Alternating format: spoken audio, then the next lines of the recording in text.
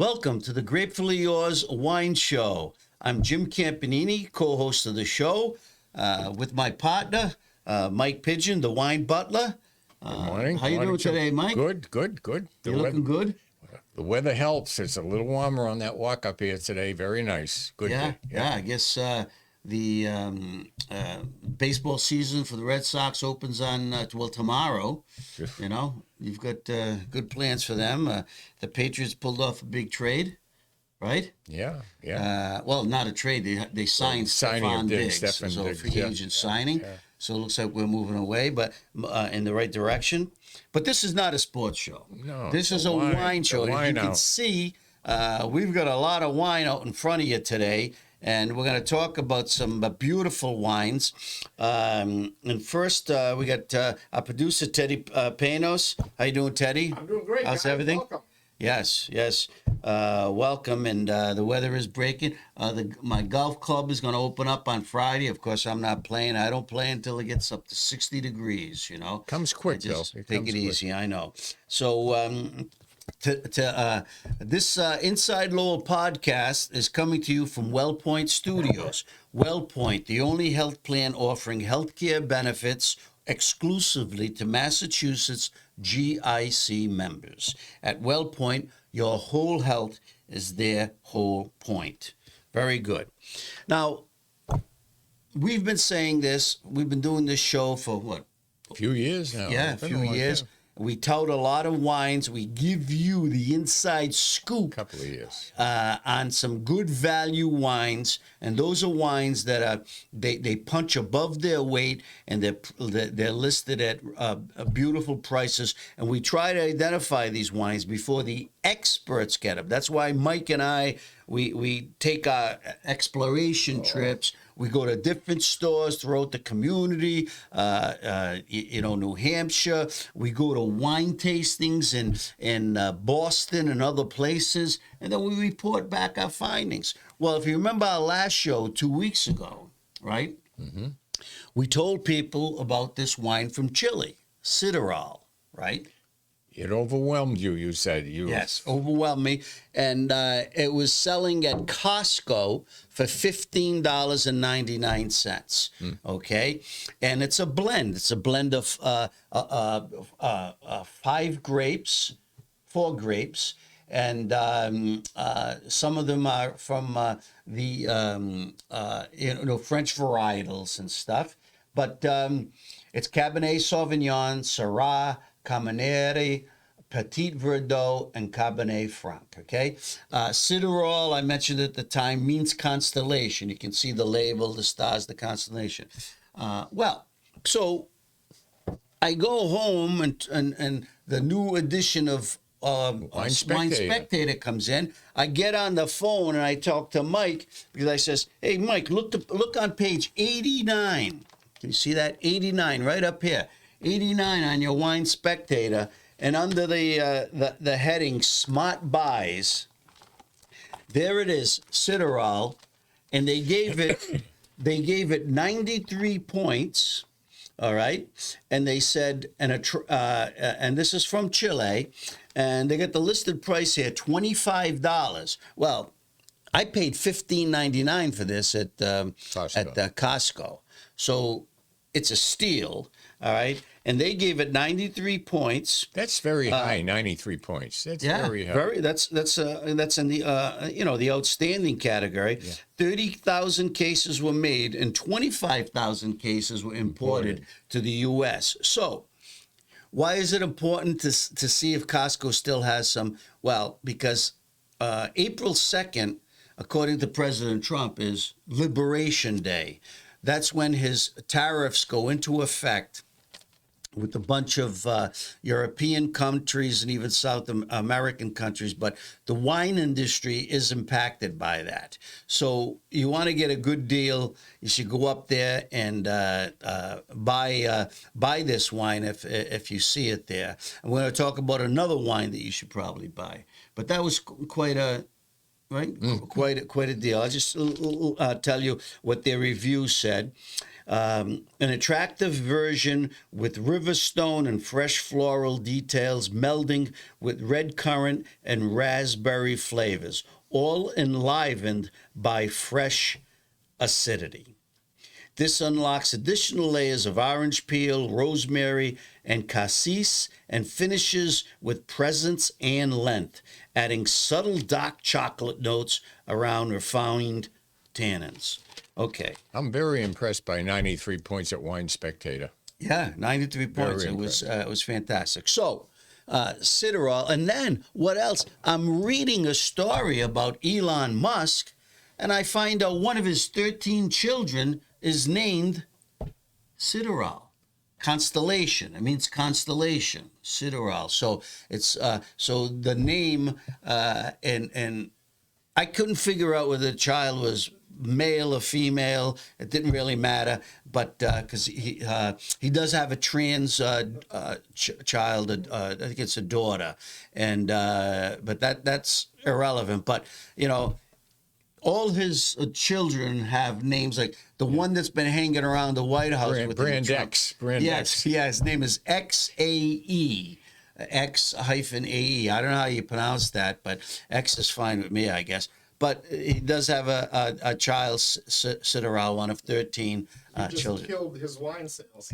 No, so hey, you know what? I think I improved. I mean, because he probably doesn't even know the wine exists, but Ciderol does mean constellation. So it's a great buy. I think you'd really enjoy it, especially with your friends. It's a great tasting wine, and like Mike said, I mean, I was overwhelmed because I bought this cold. I saw it. It looked interesting. There were no ratings on it, and I said, "Wow, interesting."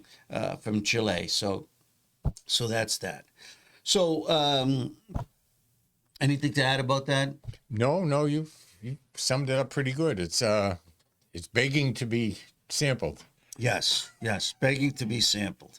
So that's why we're gonna have to go up to Costco because I bought two bottles. Yep. I drank one, and I could give you this bottle. If you're make nice. We'll make a If you're foray nice, into the Northwoods. So so we have to do that. So okay, and it was in this edition. The best of the best Wine Spectator, okay? You can see that, the best of the best. Okay, so this is why you got to watch the show. Now, another one.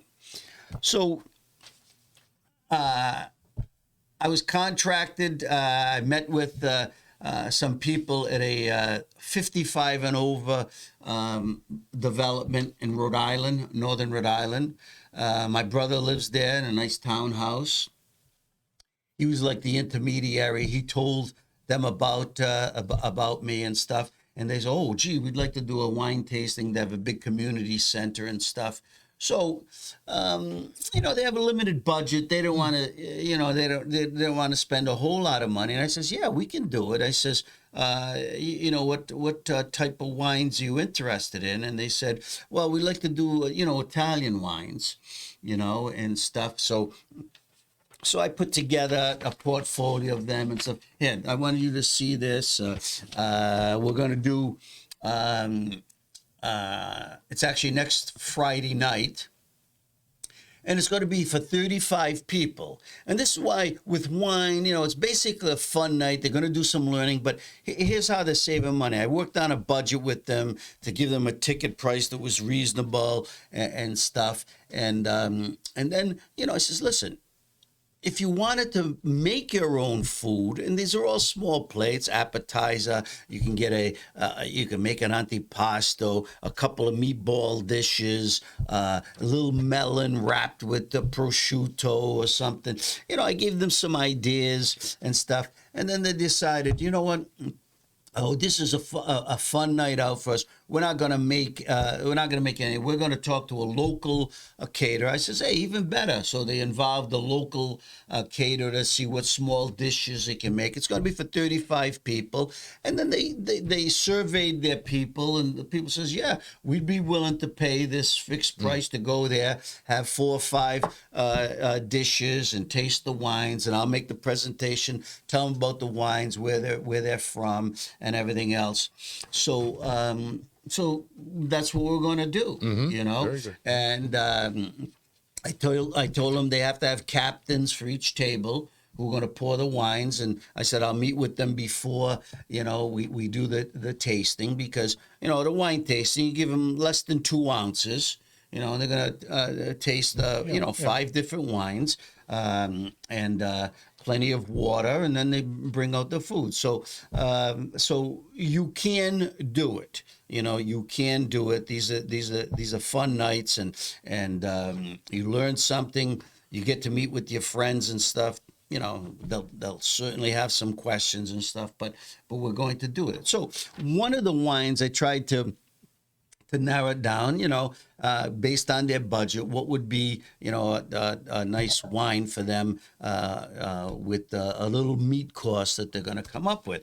And this is one that Mike and I have had. I mean, we like the Montepulciano d'Abruzzo grape anyway, and it's the Zaccanini is served at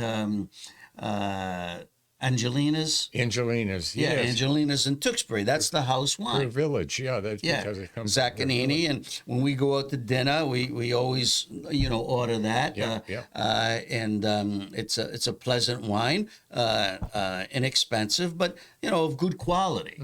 You know, so I've tasted this, and I told the people, I told them this is the wine, and that we were going to have to feature with the other wines. It's the Masciarelli 2022 Montepulciano d'Abruzzo, and it comes from the province of Abruzzo, and the grape is named Montepulciano d'Abruzzo, not to be confused with the Montepulciano from Tuscany, which is Vino Nobile di Montepulciano, which is a Sangiovese-based wine. See, that name does not reflect a grape, okay? It reflects an appellation in Tuscany, and the wine is made from Sangiovese. This is the primary red wine of the province of Abruzzo.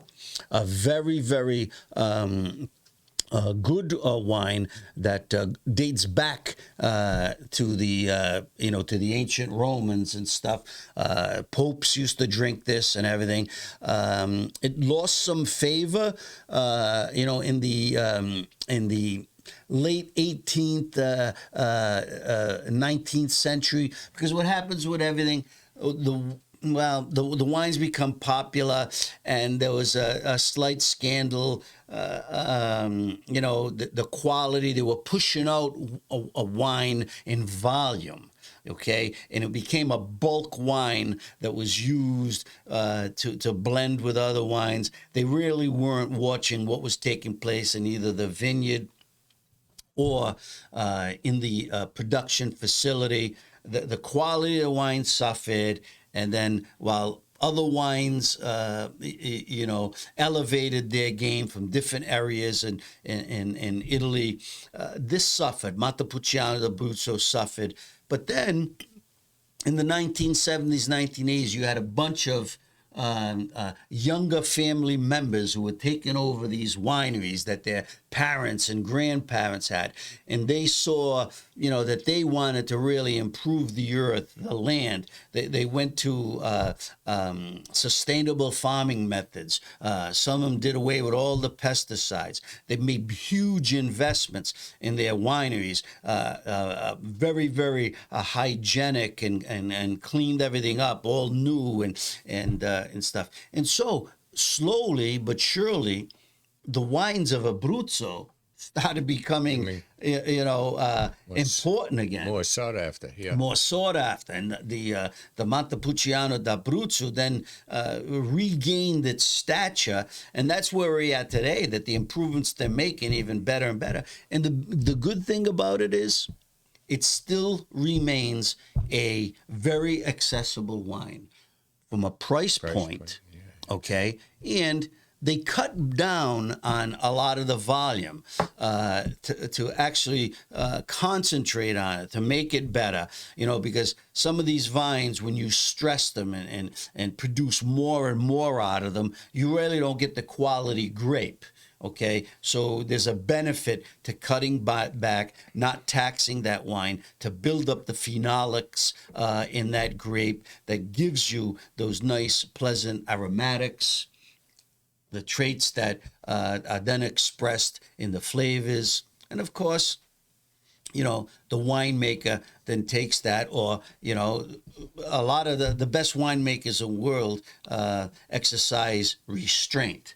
They don't try to change the natural expression of the wine, either with a lot of oak, you know, and change that taste. Oak imparts different flavors, and this is what's happened. The wine sees a lot more time in steel.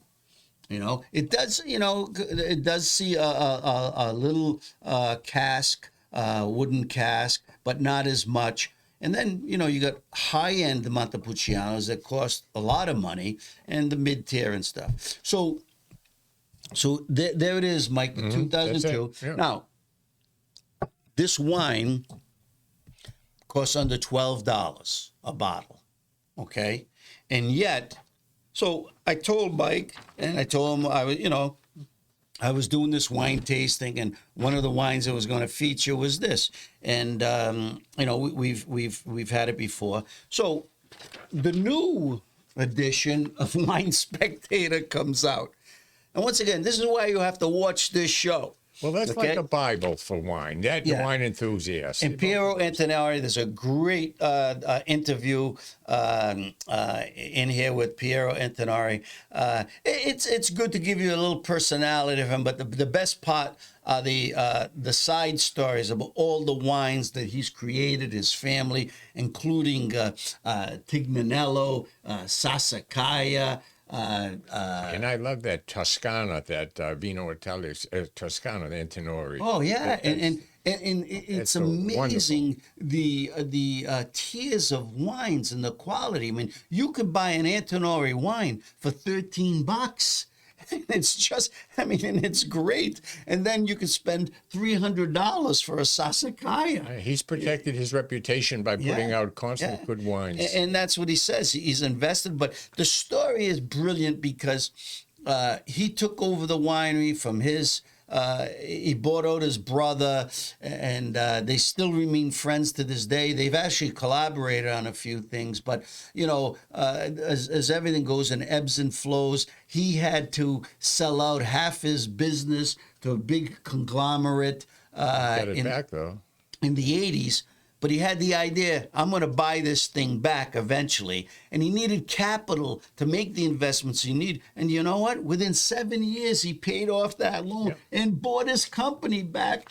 And now he stands alone with his daughters. They're running the place, and the quality is just unbelievable. They got the new vineyard in the Tenuta Guado. Not sure on that. Yeah, but it's just a fabulous story, a great business story. But anyway, going back to the Macchiarelli. So I opened the Wine Spectator. Once again, I called Mike and I said, "Did you see page 90?" Mm-hmm. In this week's Smart Buys, and they gave it 90 points. 88 points. And they're listed here as $15. I bought this wine for $10 a bottle, okay, at a local place. It's the 2022, the same one that's listed in this magazine right down here in the corner. You can see it, Smart Buys, Macchiarelli d'Abruzzo. It says fragrant with accents of cedar and mineral. This chewy, medium-bodied red features baked blackberry, herbed black olive, and fresh earth flavors. Drink now. 90,000 cases made, 57,000 cases imported. So it's easily accessible. It's out there. You should give it a shot. It's a great grape. It's beautiful with pasta, pizza. You know. Casual meals, and I think you'd really enjoy it. It's got a screw top, and we're going to try some. Okay, screw top. Screw top. Okay.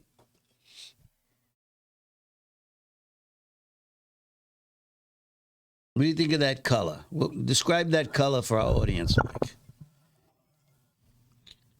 Wow, very deep, very deep. Well, if it's red, it's got to be that deep no, ruby. Yeah, It's you know, I like to look at the bottom, and if I can see my fingers, it's usually a medium-bodied wine. That's not the case all the time. Nice But yeah, but you can tell, you know, it says in the review, drink now. Drink it while it's fresh. And boy, it's got a lot of expression coming out of the glass. Yep. Very aromatic. Very. Wow. Very pleasant, too. Yeah, a lot of berry aromas, but also earthy. Earthy. Very nice. That's very nice, yep. Okay.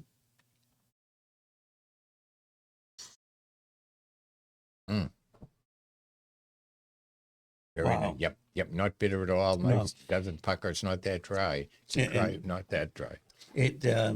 Yeah, it really Nice aftertaste. it Very really stimulates your senses, your taste buds, and it's saying, wow. The nose doesn't fade on that either. It's nice every time you go up there. Yeah, and you know, it's saying, let me get in there, let me penetrate your tongue, your senses and stuff, and it's got a nice layer of a dark cherry, a currant. It's black. The texture is clean. And how much is that a bottle acidity. again? How much? Nice acidity. How much is that bottle? I bought it for $9.99. Jeez, wow. Okay. Yeah, and that's a good buy. it was selling in New Hampshire for $11.99. Of course, they had a sale on 15% off if you buy a case. You can mix and match. So you probably come out to be the same. That's a good buy. But a local store had it at $9.99 and stuff. So I scooped up. You know, I scooped up 6 bottles for the tasting, and I bought 3 bottles for myself. That's nice. You know? That's nice. Yeah. So another reason why, you know, we uncover some of these gems, and you know, you should try some and let us know what you think about these wines when you do try it. But these two right here, Costco, and this was at the Market Basket store. You know? And Really? and the Wine Connection also has it, and that's probably priced around the same. Yeah. So Masciarelli is a great name. They've had their winery. It's still family run and owned. It's I think they're into their 4th or 5th generation right now, and started small and have become the one of the largest wineries in the Abruzzi region, but they're very well respected. They've made a lot of innovations, and they've led the charge of putting Montepulciano d'Abruzzo back on the map. So those are 2 good wines that you might want to consider. Okay, some other wines I want you to know about that I picked out for this. Wine tasting. You got to have Vermentino that we had the other day that I liked. Turned out wine tasting. well. That was one of the signature wines that I used at the Bossa Coastal Italian wine tasting that I had in Haverhill. And people loved it. They flipped over it. So, Cellar and Mosca La Cala Vermentino di Sardegna. It's a wine from Sardinia. It's a white wine. We're going to try that.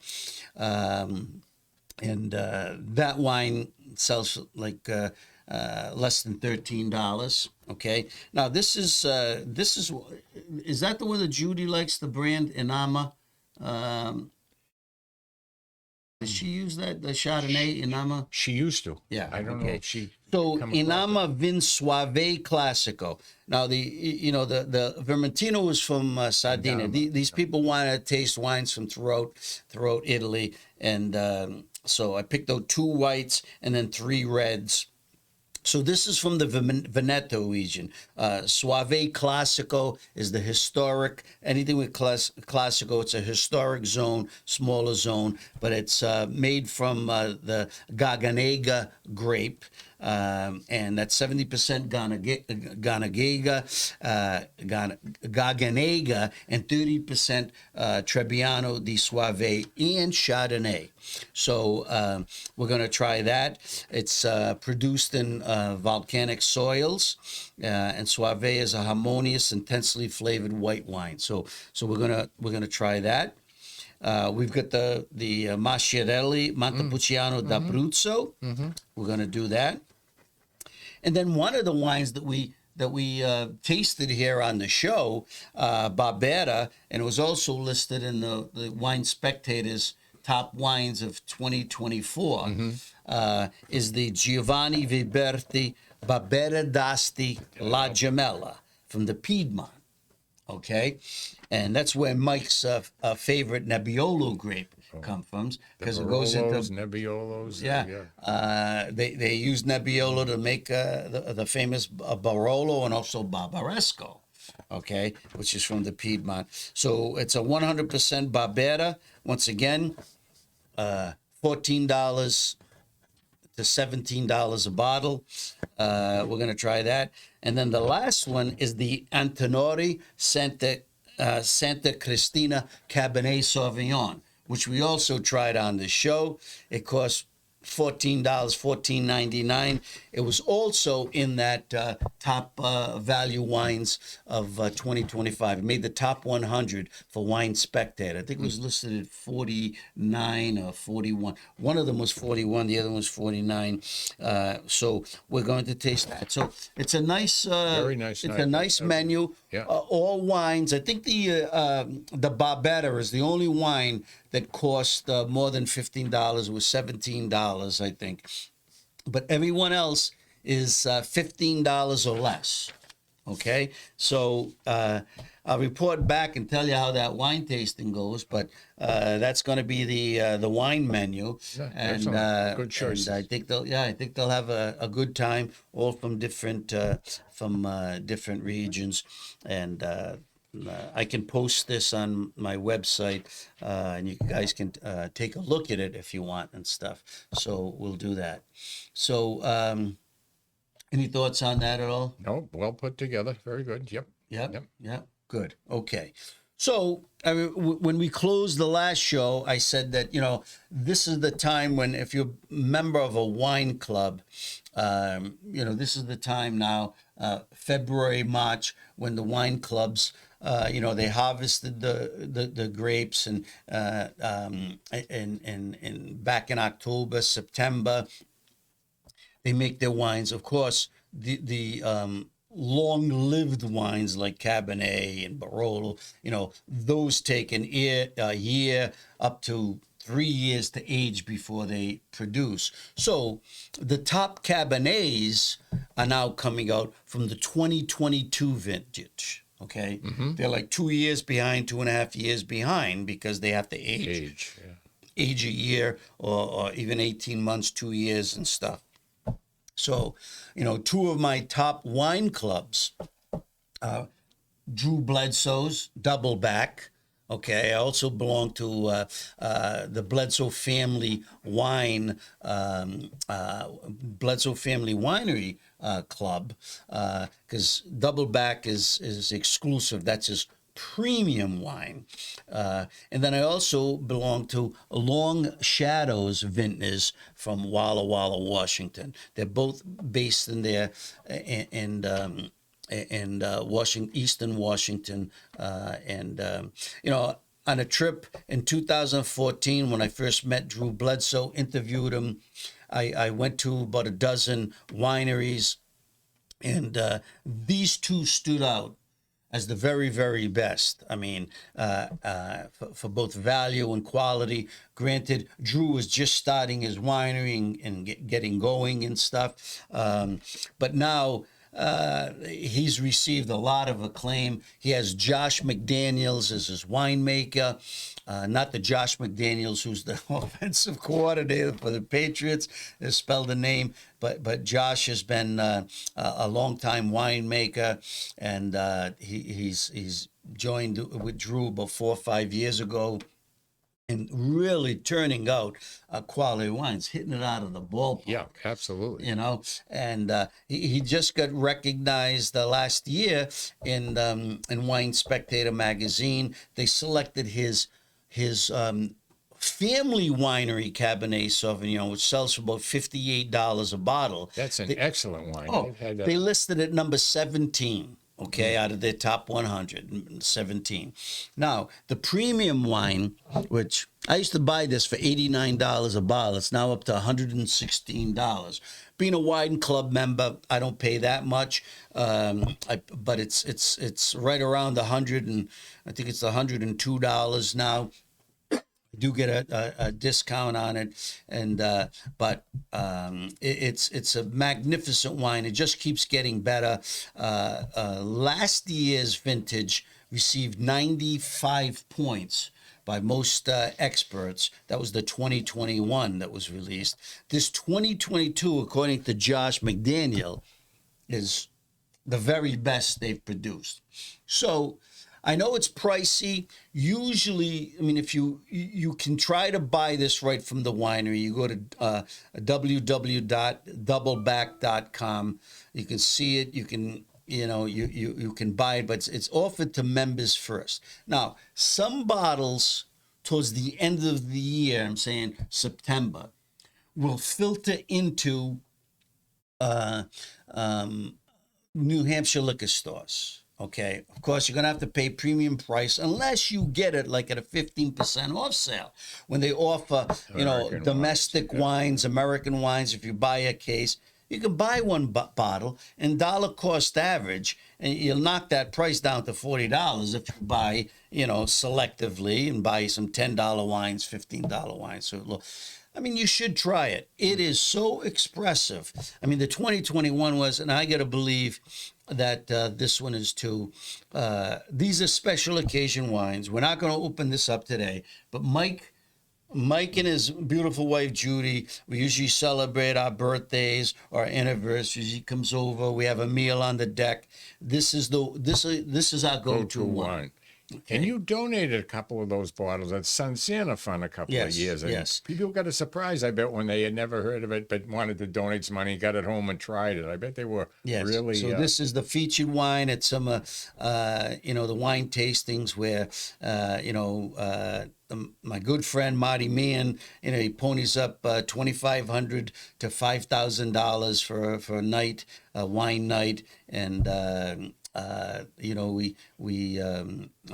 usually sneak in one of these bottles and stuff like that. So, or like I said, a special occasion. I have given them away to charity now and then. Now, Mike Kunstler's restaurant up in Drake, Grazi, they feature this on the menu. Okay. I don't know if he's got the latest vintage, but he does have bottles on his wine list. I don't think he sells it by the glass. I know when we went there, we bought a bottle, but yeah. I don't question the glass. I don't know. But it's interesting that if you go to what's the Robert Kraft's place outside of Gillette Stadium. What do they call that place? Patriot Place. If you go to Patriot Place, I was there about a month and a half ago. I met some of my fraternity brothers up there for lunch, and we went to a place, I think it was called Tavola. Table in Italian. Tavola begins with T. It's rated at the beginning of Patriot Place. And they were featuring Bledsoe's premium wine. You could buy it for $116 a bottle. Now, that is a great deal because Bledsoe's wines, if you go to Capitol Grill, Davio's, and if they have it, it's usually over $200 a bottle. Davio's. I was shocked, okay, to see it, and I said, "Gee, is that Bledsoe's, premium Cabernet or the family winery Cabernet?" And they said, "Oh no, that's the premium. That's the premium wine. I didn't see the bottle. I should have looked at it, but that's what they said. But they were also selling it by the glass. So of course the glass was I think it was $20. $20 a glass. So so if you go down to Patriot Place, I mean, if you're meeting with friends, you share the bottle at $116 a bottle. That's a deal. I don't know if they still have it. Like I said, this was a month and a half ago. But that's when, if you really want to appreciate wine, you look for these deals, and then you get a couple of friends and say, "Hey, let's try it." Let's you split the cost of the bottle or buy a glass and stuff. See if you like it, and I think you will really enjoy it.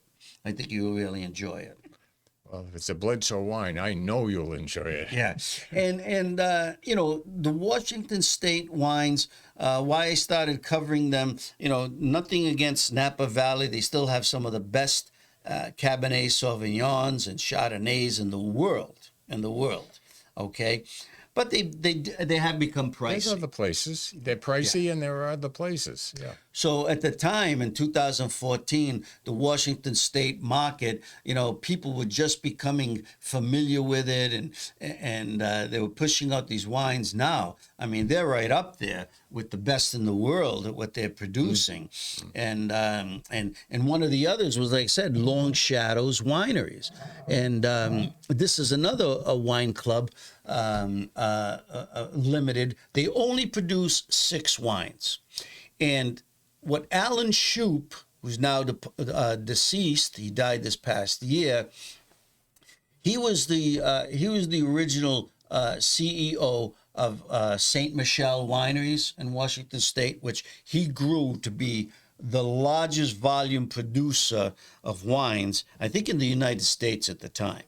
Okay, produced great wines. Then he left to form Long Shadows because he was always intrigued in developing great wines from Washington State. He knew the volcanic soils, the mountain soils, the Columbia River Gorge, all had the makings, the terroir, to produce great wines. Howell Mountain is there. The Yakima Valley, beautiful land, and the vineyards that were planted there. Oh, they've turned out to be number one.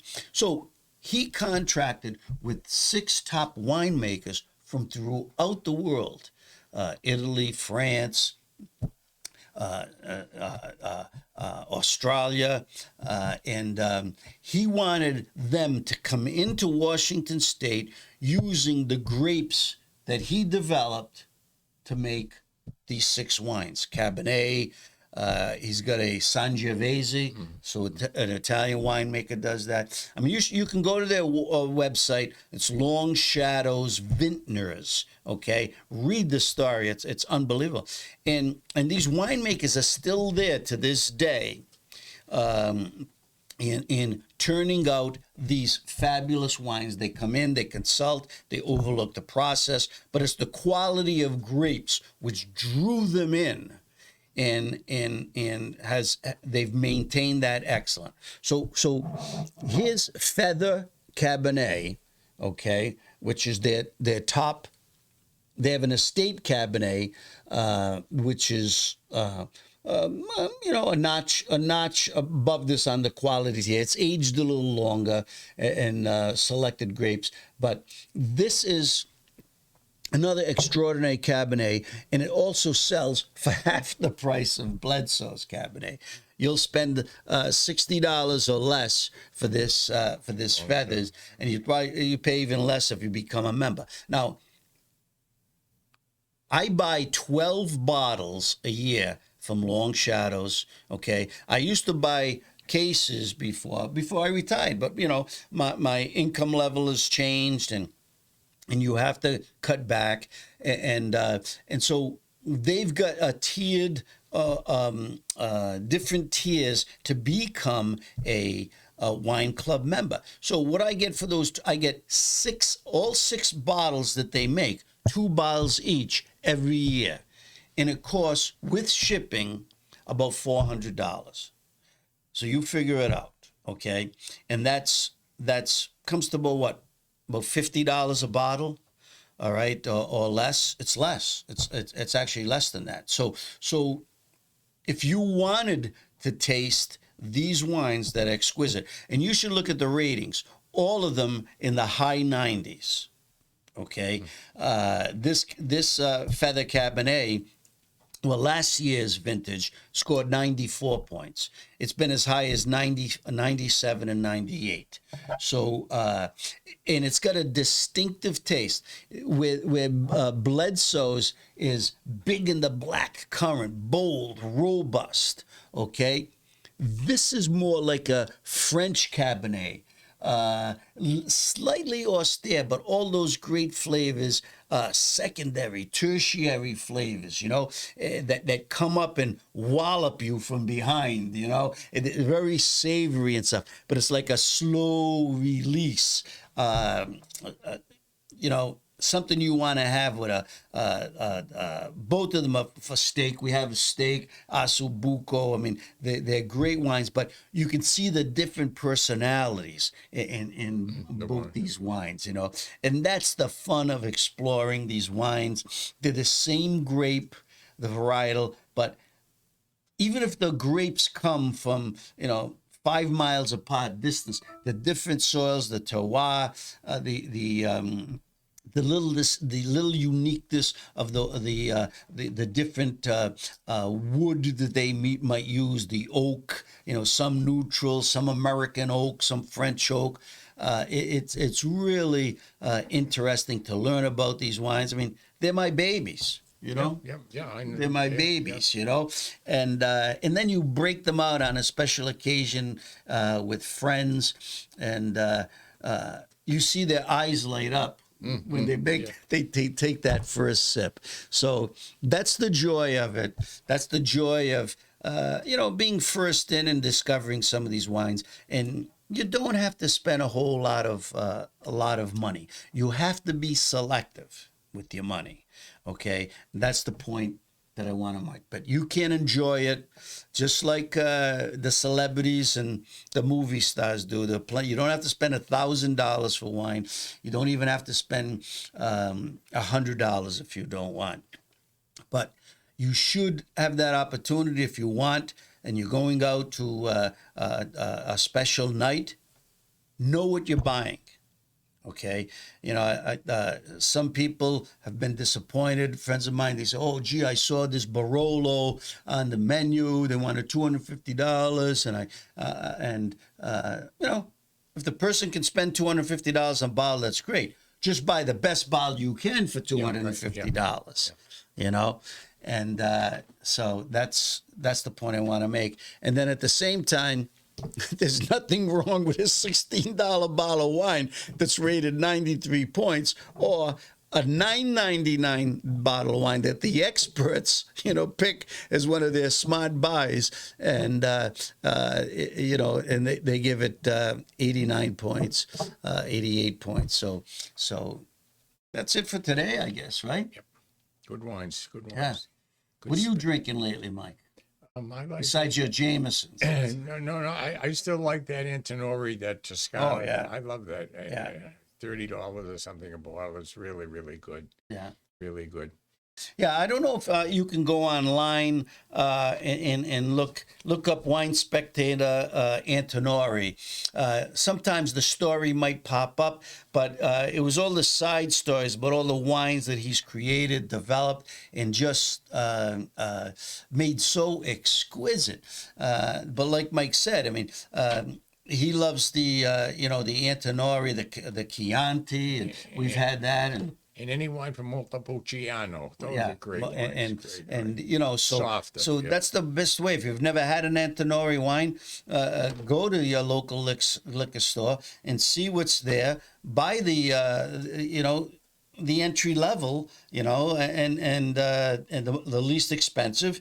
And then the next time, maybe go up $1 or $2 to the next level. He's got several levels of Chianti, and the top one I think goes for about $30-40, Yeah. which is Chianti Classico Reserva, which is Reserva means it's aged an extra year, and boy, that is elegant and tasty. So it's really a treat to learn about these people who have dedicated their lives to making the consumers happy, okay, and upholding their reputation as the very, very best of their industry. So. Good. Well, that's it for today. I hope you enjoyed the show. You've got some good options out there, and hopefully we'll see you along the way. There are so many options. There Yes. are. That should spark your interest. Cheers. May the wine be with you. Salute.